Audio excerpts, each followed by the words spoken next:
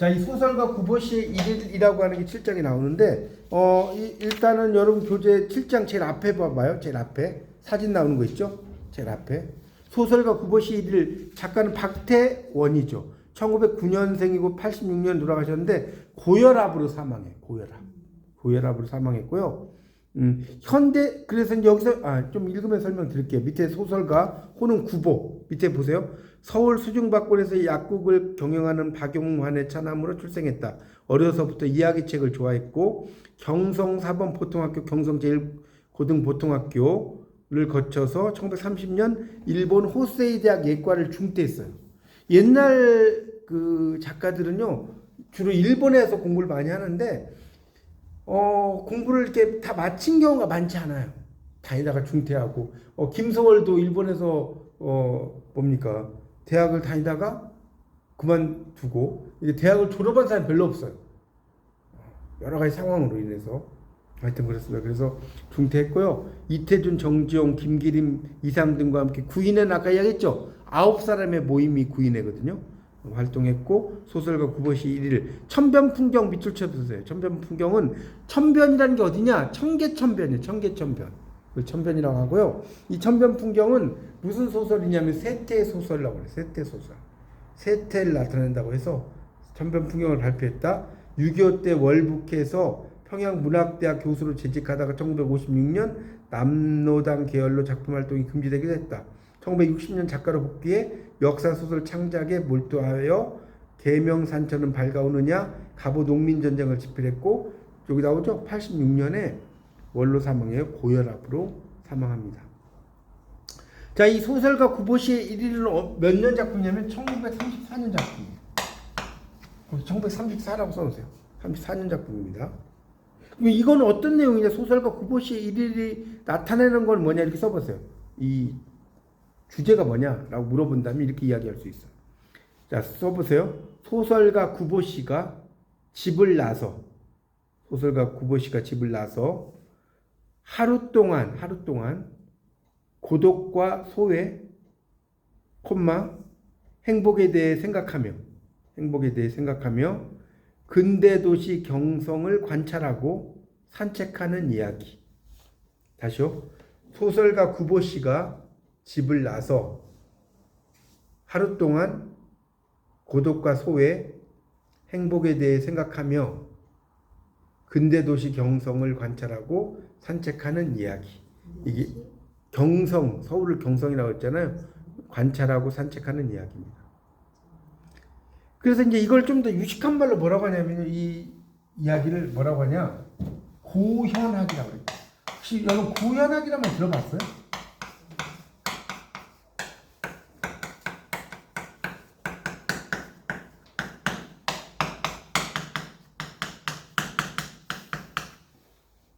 이 고자가 여러분 이 고자가 무슨 고자죠? 고찰한다. 현대를 고찰하는 학문. 이걸 고현학이라고 그래요. 현대를 고찰하는 학문. 좀 더 유식한 말로 현대성을 살피는 학문. 자, 이걸 뭐라고 한다고요? 고현학이라고 그래요. 그래서 이 작품을 읽어보면 이 고현학적인 이야기들이 많이 나온다. 이해하시면 되겠습니다. 되셨죠? 자, 154쪽. 자, 여기도 이제 5개의 문제가 나오는데 첫 번째 문제는 주인공이 외출에 귀가할 때까지 걱정하며 기다리는 사람은 누구인가? 이게 첫 번째 문제예요. 누구죠? 어머니죠, 어머니. 이 주인공이 외출해서 귀가할 때까지 걱정하며 기다리는 사람은 누구인가? 어머니. 그다음 두 번째, 주인공 구보가 방문한 종로에 있던 백화점 이름은 무엇인가? 뭐죠? 미스코시예요? 화신상이요. 그 미스코시 신세계 백화점. 이건 날개 나오잖아요. 미스코시는 날개 이상 날개 나오는 백화점이에요. 화신상이고요. 화신상에. 그다음에 청년 구보가 특히 쇠약했던 거. 청력, 시력, 관절 뭐 이렇게 이야기하면 뭘까요? 시력이죠. 시력이 되게 안 좋았어요. 시력. 자, 됐죠? 네 번째는 주인공 구보가 우연히 과거에 선본 여인을 만난 곳은? 버스요? 전차. 뭐 버스는 아니죠. 전차. 그러니까 물론 이제 전차도 버스의 기능이 있지만 스트리트카라고 그러죠. 이게 길에서 타는 차. 전설이 아니라 전차. 전차. 네. 요즘은 없어졌죠. 근데 외국에 특히 이제 동유럽 이런 데 가보면요. 이게 있어요. 도로에 이렇게 가는 차. 참 멋있더라고요. 그게 전차. 그다음에 우리나라는 지금 뭐 서울 같은 데는 갈 수가 없죠. 워낙 땅도 좁고 해서 하여튼 그렇습니다. 그다음에 그래서 우리나라의 전차가 이건 여담인데요. 몇 년까지 전차가 다녔는 줄 아세요? 우리나라 전차가 다닌 연도가 70년대요? 정확히 1968년까지 다녔어요. 여러분 68년 이전에 태어나셨죠? 그것 기억 안 나요? 68년 이전에 하여튼 68년까지 다녔대요. 68년까지 전차가 다녔답니다. 자, 그 다음 5번째는 구보가 벗과 식사 중 과거 동경에서 만난 여성을 떠올리게 만든 음식은 무슨 탕? 설렁탕. 이 설렁탕도 이제 여러분 설렁탕 이렇게 막 드시잖아요. 신선 설렁탕 뭐 이런 게 있잖아요. 근데 설렁탕이라는 게 왜 설렁탕이냐? 두 가지 어원이 있어요. 첫 번째는 눈설자에 짙을 농자. 그러니까 설농탕이다. 설렁탕 보면 되게 진하죠. 설농탕에서 난다. 이런 설이 있어요. 설렁탕의 어원이. 말 됐죠? 설렁탕 보면 하얗지 않습니까? 설농탕. 두 번째는 설렁탕이 어디 나왔냐? 선농단이란 말 들어봤어요? 선농단이란 말 안 들어봤어요? 선농단? 그러니까 농사를 짓기 전에 임금이 거기서 막 제를 지내고 이렇게 하는 걸 선농단이란 말 있는데 선농단이라는 선농에서 나왔다는 또 설이 있어. 그리고 나서 이제 그 탕을 먹었다는 거예요. 그러니까 선농탕이죠. 선농. 여러분 이제 공부하다 보면 제일 재밌는 게 뭐냐면 어원 공부예요. 어원 공부. 제가 어원 공부에 좀 빠져갖고 막 되게 많이 공부했었어요. 그러니까 선농단에서 나왔다는 설이 있고 또 하나는 눈처럼 진하다는 설농탕에서 나왔다는 설도 있고 막 그렇습니다. 어쨌든 자, 그래서 이제 여러분 교재 보시면 이 작품의 시간적 공간적 배경은 아까 몇 년대라고 했어요? 30년대죠. 1930년대 경성이에요. 이게 써놓으세요. 1930년대 경성에서 이야기다. 1930년대 경성. 이렇게 써놓으시면 되겠습니다. 자, 154쪽입니다. 그래서 거기 보면 나오죠. 어머니는 아들이 제 방에서 나와 마루 끝에 놓인 구두를 신고 기둥못에 걸린 단장을 떼어들고 그리고 문간으로 향하여 나가는 소리를 들었다. 어디 가니? 대답은 들리지 않았다. 이런 말 나오죠. 이렇게 이제 시작이 되는 거예요. 어머니와의 대화 이런 것들이 쭉 나옵니다. 그래서 이제 거기 155쪽을 보세요. 155쪽에 네 번째 줄에 보면 이런 말 나오죠. 155쪽입니다. 직업과 아내를 갖지 않은 26살짜리 아들은 늙은 어머니에게는 온갖 종류의 근심 걱정거리였다. 우선 낮에 한번 집을 나서면 아들은 밤늦게나 되어 돌아왔다. 여러분 이거 보면 뭐 생각나요? SBS에서 주말 드라마 끝나고 일요일 날 뭐 하죠? 아니 미운 우리 새끼 안 보세요? 아니 여러분 공부만 하시는 거예요? 미운 우리 새끼 하잖아요 지금. 그거 딱 생각나지 않아요? 엄마의 관점에서 자기 아이를 바라보는 그런 거죠. 뭐 그런 것이 참 떠올리죠. 그렇게 보시면 되겠습니다. 자, 그래서 이제 뭐 그런 내용들 쭉 나오고요. 뭐 다 제가 읽을 수 없으니까 여러분이 읽어보시는데 156쪽의 중략 밑에 9번은 이렇게 나오죠. 9번은 156쪽에 갑자기 걸음을 걷기로 한다. 그렇게 우두머니 밑을 줘봐요. 우두머니는 뭐냐? 우두커니라는 뜻이에요. 우두커니. 우두머니 처음 들어봤죠? 우두커니라는 뜻이라고. 역시 나간 듯 가만히 앉아있는 모습, 이걸 우두커니라고 하거든요. 다리 곁에 가 서 있는 무의미함을 뭐 깨달은 까닭이다. 자, 오른쪽에 R4, L3 이렇게 나왔는데 나오죠. 오른쪽에 R과 L은 뭐냐? 뭐예요? 왼쪽 오른쪽이 왼쪽 오른쪽. 뭔지 알겠어요? 그러니까 R이 right지 right. L은 left. 그럼 영어로 이게 오른쪽 왼쪽은 알죠?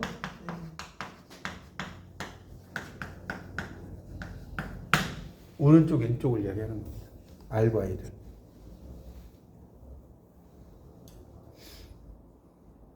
right, left, right, left. 그래서 거기 그 157쪽을 보십시오. 157쪽에 보면 거기 세 줄 보세요. 처음에 9번은 2주일간 열병을 앓은 끝에 갑자기 쇠약해진 시력을 호소하러 처음으로 안과의와 대하였을 때의 그 조그만 테이블 위에 놓여있던 시야 측정기를 지금도 기억하고 있다. 이런 말 나오죠. 시야 측정기가 예전에 이렇게 있었나 봐요. 그러면서 또 이야기가 막 진행이 돼요. 그러다가 이제 거기 158쪽 보세요. 158쪽에 전차 안에서라고 있죠. 제일 밑에. 전차 안에서. 제일 밑에 있잖아요. 전차 안에서 또 이야기를 막 나와요. 전차 안에서 9번은 거기 좀 볼까요? 바로 밑에 전차 안에서 9번은 제자를 찾지 못한다. 하나 남았던 자석은 그보다 바로 한 걸음 먼저 차에 오른 젊은 여인에게 점령당했다. 뭐 이렇게 하면서 이야기가 시작이 됩니다. 쭉 읽어보시면 좋겠습니다. 그러다가 또 뭐가 나옵니까? 160쪽. 160쪽에 보면 두 번째 줄에 차장이 다시 그의 옆으로 왔다. 어디를 가십니까? 9번은 전차가 향하여 가는 곳을 바라보며 문득 창경원에라도 갈까? 창경원 동그라미 쳐보세요. 이게 이제 옛날에는 그 궁에 막 이렇게 뭡니까? 동물도 있고 막 그랬죠. 옛날에. 일본에서 이제 궁을 이렇게 좀 안 좋게 하려고 막 그렇게 한 거예요. 일종의. 막 산에다 말뚝도 받고 막 그랬잖아요. 창경궁을 이야기하는 거죠. 요즘은 이제 이렇게 없어졌지만, 그러니까 그런 어떤 일제의 어떤 잔재가 이제 나오는 겁니다. 자, 161쪽 보세요. 160쪽 마지막 단락. 여자는. 찾았죠? 혹은 그를 보았을지도 모른다. 전차 안에 승객은 결코 많지 않았고, 그리고 자리가 몇 군데 비어 있음에도 불구하고 구석에 가 서 있는 사람이란 남의 눈에 띄기 쉽다. 여자는 응당 자기를 보았을 게다. 그러나 여자는 능히 자기를 알아볼 수 있었을까? 그것은 의문이다. 자, 거기 보세요. 그 161쪽의 첫째 줄에 여자는부터 밑줄 쳐보세요. 둘째 줄에 의문이다까지. 여자는부터 의문이다까지 밑줄 쳐놓고 내면 의식 이렇게 써보세요. 내면 의식. 여자는 응당부터 의문이다까지 내면 의식입니다.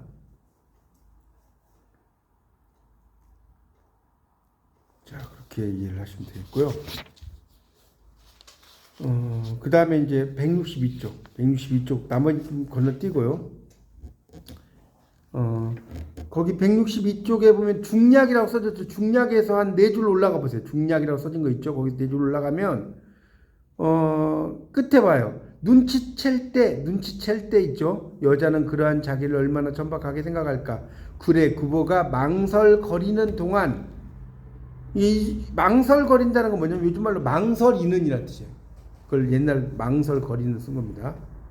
전차는 달리고 그들의 사이는 멀어졌다. 마침내 여자의 모양이 완전히 그의 시야에서 떠났을 때 구보는 갑자기 아차하고 뉘우친다. 이렇게 나오죠. 구보가 아차하고 뉘우친다고 나와요. 그 다음에 이제 다료라고 하는 게 이제 다료가 밑에 그 9번 설명 나오죠. 차를 전문적으로 다루는 곳, 벗 이상이 경영하던 제비다방을 말한다. 그러니까 다료는 쉽게 말하면 뭐냐면 차 전문점이에요. 차 전문점. 그걸 다료라고 해요. 차 전문점. 그래서 나와 법과 대창옥, 이 대창옥은 설렁탕집이 밑에 10번 나오죠. 종로 화신상에, 아까 문제 화신상에 나오잖아요. 근처에 있던 설렁탕집이라고. 향하여 9번은 문득 대학로 틈에 끼어있던 한 장의 엽서를 생각하여 본다. 물론 처음에 그는 망설였다. 이렇게 또 나오고 있습니다. 하면서 이제 또 옛날 막 이야기들 막 또 떠올리고 막 그래. 이 이야기가 보면 시간적인 구성이 가는데 그러면서 옛날로 막 떠올라가고 막 그런 내용입니다. 읽어보시면 상당히 심리주의적인 내용이랄까? 이런 게 되게 많습니다. 그렇게 이해하시면 돼요.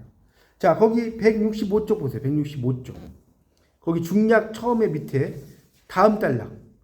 찾으셨죠? 165쪽에 여급이 마지막 단락. 3명 그리고 다음에 2명 그들의 탁자로 왔다. 그렇게 많은 미녀를 그 자리에 모이게 한 것은 물론 그들의 풍채도 재력도 아니다. 그들은 오직 이곳에 신선한 객이었고 노는 계집들은 그렇게도 많은 사내들과 아른치하기를 좋아했다. 벗은 차례로 그들의 이름을 물었다. 그들의 이름에는 어인 까닭인지 모두 꼬가 붙었다. 여러분 꼬라는 게 꼬가 뭔지 아세요? 꼬가 뭐예요? 그렇죠. 일본식 표현 이게 아이라는 뜻이야. 그렇죠. 아이. 꼬라는 게 이게 자자인데 이게 아들 자자라는 의미가 아니라 그냥 아이라는 뜻이에요. 아들자라고 해석하면. 그래서 이 여성들의 이름에 보면 뭐 영자, 순자, 뭐 말자, 뭐 하여튼 많잖아요. 문자 뭐 이런 식으로 이 자자가 붙는 게 다 일본식 표현이에요. 그래서 여러분 그 피천득의 인연이라는 작품 있죠. 거기에 보면 피천득이 그 좋아했던 그 피천 그 여인 아이가 있었잖아요. 그 아이 이름이 뭐죠? 거기 피천득의 인연에 아사코라고 나오지 않아요? 몰라요? 아사코가 나와요. 아사코. 아사코가 뭐냐면 꼬가 아이죠. 아사라는 게 아침이 아침. 아침에 태어난 아이. 아사코예요. 이거 한자로는 조자예요. 조자. 되게 이상하죠? 조자가 이뻐요? 아사코가 이뻐요? 아사코를. 아사코가 3번 만나잖아요. 피천득의 인연에 보면. 아이가 유치원일 때, 대학생일 때, 중년일 때 만나거든요. 그래서 마지막에는 안 만났어야 된다. 뭐 이런 식으로 이야기하는데 이 피천득의 인연 정말 명작이에요. 명작. 다 읽어보셨죠? 이거 고등학교 때 이거 나와요. 피천득의 인연이. 자, 하여튼 안 읽어보셨으면 읽어보세요. 자, 그래서 169쪽에 이제 마지막에 이제 2줄만 보면 어쩌면 마지막 2줄 어머니가 이제 혼인 얘기를 꺼내더라도 그분은 쉽게 어머니의 욕망을 물리치지는 않을지도 모른다. 이렇게 하면서 이 소설가 구보시의 일일이 끝납니다. 그래서 이 소설가 구보시의 일일은 우리가 이제 뭐라고 하냐면 써놓으세요. 자전적 소설이라고. 자전적 소설. 자전적 소설이라고 이야기해요. 그러니까 작가 구보와 주인공 구보시의 유사성. 작가 구보와 주인공 구보시의 유사성을 이야기한다. 작가 구보와 주인공 구보시의 유사성. 자전적 소설이에요. 그래서 이제 그 밑에 보면 어느 모더니스트의 경성 산책이라고 나오는데 1번이 식민지 지식인의 소설가의 자화상 나오죠. 식민지 지식인 소설가의 자화상이 나와요. 지식인 소설가 맞죠. 그 다음 171쪽에 2번에 보면 모더니즘 소설 기법과 내성 소설 이렇게 나왔는데 이 내성이라는 것은 안내자에다가 살필 성자예요. 안으로 살핀다. 내성.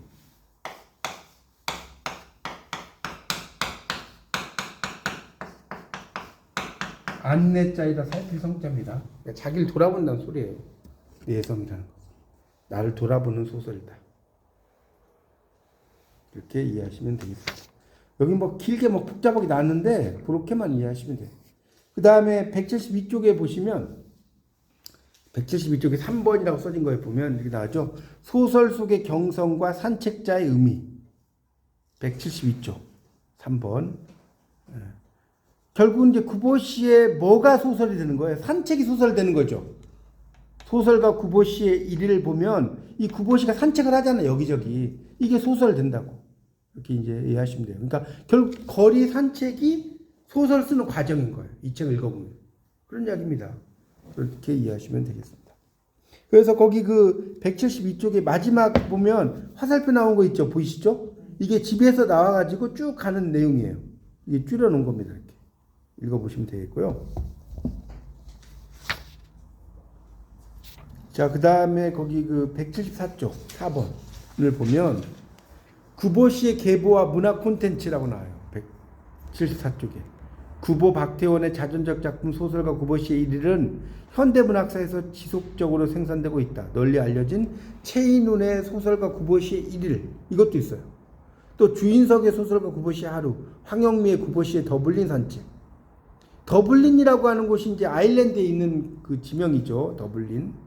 같은 패러디 소설뿐 아니라 시인 오기원의 구보시 연작도 있다. 그 외에 하이퍼텍스트, 디지털 구보. 하이퍼텍스트라는 것은 뭐냐면 이 디지털에다가 이제 그 글을 쓰는 건데 그 두 가지가 있어. 근데 그 중에 A를 선택하면 이야기가 완전히 바뀌어. B를 선택하면 또 이야기가 다르게 진행돼. 이해 가세요? 그런 걸 우리가 그 하이퍼텍스트라고 해요. 그러니까 어떤 소설이 있는데 뭐 어떻게 했어. 근데 뭐 했다 하면 yes 아니면 no 이렇게 나올 거 아니에요? yes를 선택하면 이 아이가 완전히 다르게 진행돼. no를 클릭을 하면 이 아이가 다르게 진행돼. 이런 그 텍스트를 우리가 하이퍼 텍스트라고 그래요. 그렇게만 이해하시면 돼요. 우리 그런 경우 있지 않나요? 얘를 선택을 하면 어떻게 하고 뭐 이런 거 있잖아요. 그런 거라고 보시면 돼요. 그래서 이제 여러 가지 구보시의 일을 가지고 아류작들이 많이 나왔다 이런 이야기예요. 결론은 뭐 크게 뭐 복잡하게 생각할 거 없이 그런 내용들이 이어지고 있습니다. 야, 이 정도로 하고 그 8장의 날개는 제가 저번 시간에 다 설명을 드렸어요. 그 출석 수업과 관련돼 가지고 여러 가지 이야기 드렸으니까 넘어가고요. 미스터 방은 좀 이따가 하겠습니다.